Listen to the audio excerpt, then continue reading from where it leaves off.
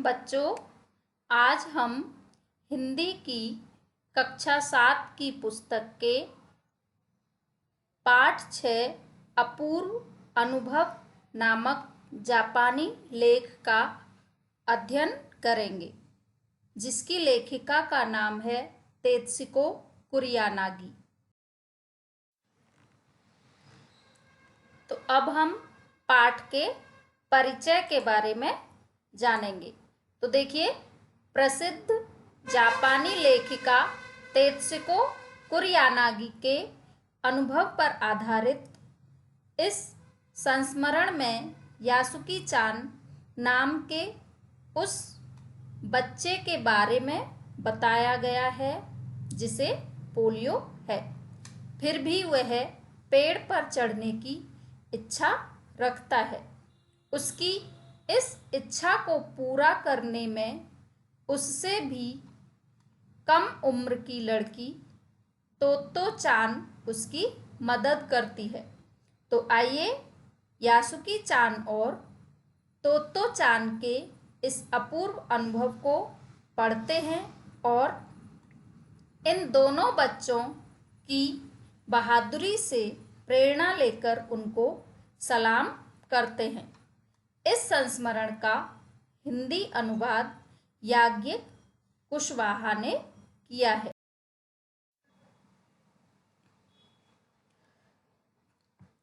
तो बच्चों, अब हम ये जानेंगे कि इस पाठ से हमें क्या संदेश मिलता है। तो देखिए, इस पाठ में पोलियो उन्मूलन, मैत्रीपूर्ण व्यवहार के साथ साथ हम सभी को शिष्टता, साहस और आत्मविश्वास का संदेश दिया गया है।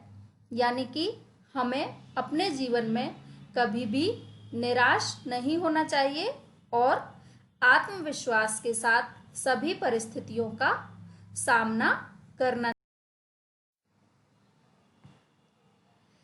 अब हम पाठ का सारांश पढ़ेंगे। तो देखिए, इस कहानी में तेत्सुको कुरियानागी ने लिखा है कि उन्होंने इस कहानी में बड़ी ही सरलता से बहुत बड़े मुद्दे के बारे में बात की है। तोमोए नामक स्थान पर हर बच्चे का अपना एक पेड़ होता है, जिस पर चढ़कर वह अपने आसपास की दुनिया को एक अलग नजरिए से देखता है। आज भी ग्रामीण इलाकों के बच्चों को इस तरह पेड़ पर चढ़कर खेलने के मौके मिलते हैं। इस कहानी में तोतो चान नाम की एक लड़की है, जिसका दोस्त यासुकी चान पोलियो से ग्रसित है।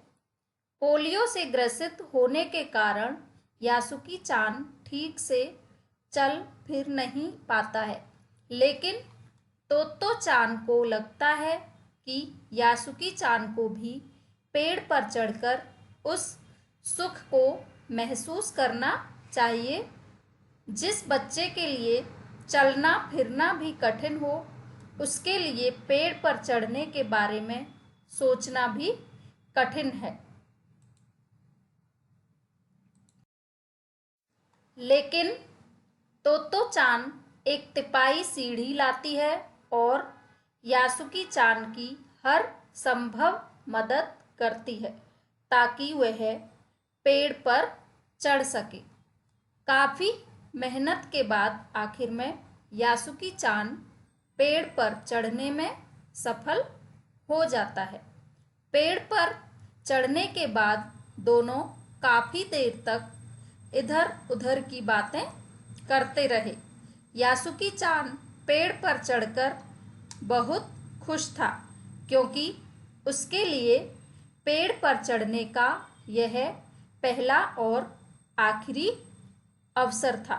तो बच्चों, इस प्रकार से इस कहानी में यही बताया गया है कि हम अगर मन में अपना कोई उद्देश्य बना लें तो अपने आत्मविश्वास के साथ उसको ज़रूर पूरा कर सकते। तो अब हम इस पाठ के शब्दार्थ पढ़ेंगे। देखिए, सभागार मीन्स सभा करने का स्थान। द्विशाखा मीन्स दो डाली। उल्लास मीन्स खुशी या हर्ष। हताशा मीन्स निराशा। तरबतर मीन्स अधिक भीगा हुआ। हार्दिक मीन्स दिल से। उमंग मीन्स जोश या उल्लास। न्योता मीन्स निमंत्रण। शिविर मीन्स कैंप या खेमा। उत्तेजित मीन्स जोश से भरा हुआ। शिष्टता मीन्स अच्छे आचरण के साथ। लुभावनी मीन्स मन को अच्छी लगने वाली। तो बच्चों, ये सभी शब्दार्थ आपको 2-3 बार रिवाइज करके याद। अब हम पाठ में आए हुए अभ्यास प्रश्नों का अध्ययन करेंगे। तो सबसे पहला क्वेश्चन देखिए, यासुकी चान कौन था? आंसर है, यासुकी चान तोतो चान का दोस्त था। इसमें आप ये भी लिख सकते हो जो कि विकलांग था। तोतो चान क्यों उत्तेजित थी? तो आंसर है, तोतो चान यासुकी चान को पेड़ पर चढ़ाने के लिए उत्तेजित थी। नेक्स्ट देखिए, यासुकी चान के लिए क्या करने का पहला और अंतिम अवसर था? आंसर है, यासुकी चान के लिए पेड़ पर चढ़ने का पहला और अंतिम अवसर। आगे और प्रश्नों का अध्ययन करेंगे जो कि लघु उत्तरीय प्रश्न हैं। अभी तक हमने शॉर्ट क्वेश्चंस को पढ़ा था। अब देखिए लघु उत्तरीय प्रश्न में नंबर 1, यासुकी चान किसी पेड़ को निजी संपत्ति क्यों नहीं मानता था? आंसर है, यासुकी चान पोलियो से ग्रस्त था और पेड़ पर चढ़ नहीं पाता था, इसलिए वह किसी पेड़ को निजी संपत्ति नहीं मानता था। नेक्स्ट क्वेश्चन, तोतो चान ने माँ से क्या झूठ बोला और क्यों? तो इसका आंसर है, तोतो चान ने माँ से झूठ बोला कि वह यासुकी चान के घर डेनेन चोफू जा रही है, क्योंकि वह यासुकी चान के पेड़ पर चढ़ाने की बात अगर माँ को बताती तो उसे डांट पड़ती, क्योंकि वह बहुत छोटी थी। नेक्स्ट क्वेश्चन देखिए, यासुकी चान की बहन ने उसे टेलीविजन के बारे में क्या क्या बताया? आंसर है, यासुकी चान की बहन ने उसे टेलीविजन के बारे में बताया कि हम टेलीविजन पर घर बैठे बैठे ही सूमो कुश्ती देख सकते हैं और यह एक डिब्बे जैसा होता है।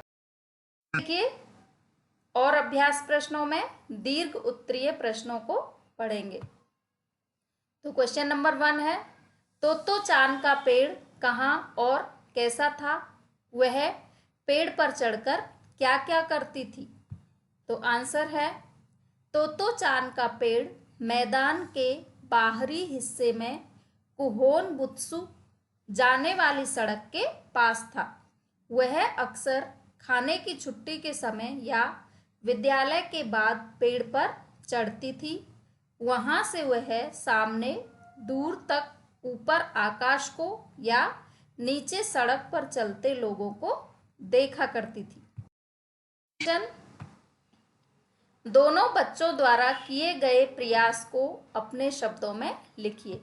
तो बच्चों, इस प्रश्न का उत्तर आप अपने मन से बनाकर भी लिख सकते हो, जो भी चैप्टर में दिया हुआ है कि उन्होंने क्या क्या प्रयास किए थे पेड़ पर चढ़ने के लिए, और मैंने यहाँ आंसर लिख दिया है, इसको भी आप याद करके लिख सकते हो। तो इसका आंसर देखिए, दोनों बच्चे पेड़ के पास पहुंचे और तोतो चान चौकीदार के छप्पर से एक सीढ़ी लेकर आई और पेड़ के सहारे लगा दी। यासुकी चान ने चढ़ने की कोशिश की पर वह चढ़ ना सका। फिर तोतो चान एक तिपाई सीढ़ी लेकर आई और यासुकी चान को सीढ़ी पर चढ़ाकर पीछे से धक्का देने लगी तथा यासुकी चान ने भी पूरी ताकत लगाकर पेड़ पर चढ़ने की कोशिश की। इस प्रकार दोनों के प्रयासों से यासुकी चान पेड़ पर चढ़ने में सफल हो गया। तो बच्चों, आपको इस वीडियो को ध्यान से सुनना है और सभी प्रश्नों के उत्तर याद करने हैं। आगे देखिए, और अभ्यास प्रश्न भी हैं कुछ।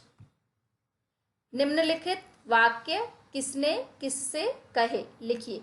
आप अगर चैप्टर को ध्यान से पढ़ोगे तो ये सेंटेंसेस आपको ऑटोमेटिक लर्न हो जाएंगे और आप आंसर अपने आप लिख सकते हो। लेकिन फिर भी यहाँ पर कुछ लाइनें दी हुई हैं जिनको पढ़कर आपको ये याद रखना है कि ये वाक्य किसने किससे कहे। तो नंबर 1 है सेंटेंस, मैं यासुकी चान को अपने पेड़ पर चढ़ने देने वाली हूँ। किसने कहा और किससे कहा? तो आंसर है तोतो चान ने रॉकी से। नेक्स्ट सेंटेंस, देखो अब डरना मत। आंसर है तोतो चान ने यासुकी चान से। नेक्स्ट सेंटेंस, मेरे पेड़ पर तुम्हारा स्वागत है। आंसर तोतो चान ने यासुकी चान से। लास्ट लाइन, उसने बताया है कि वहाँ एक चीज होती है, टेलीविजन। तो ये आंसर है यासुकी चान ने तोतो चान से। Thank you and have a nice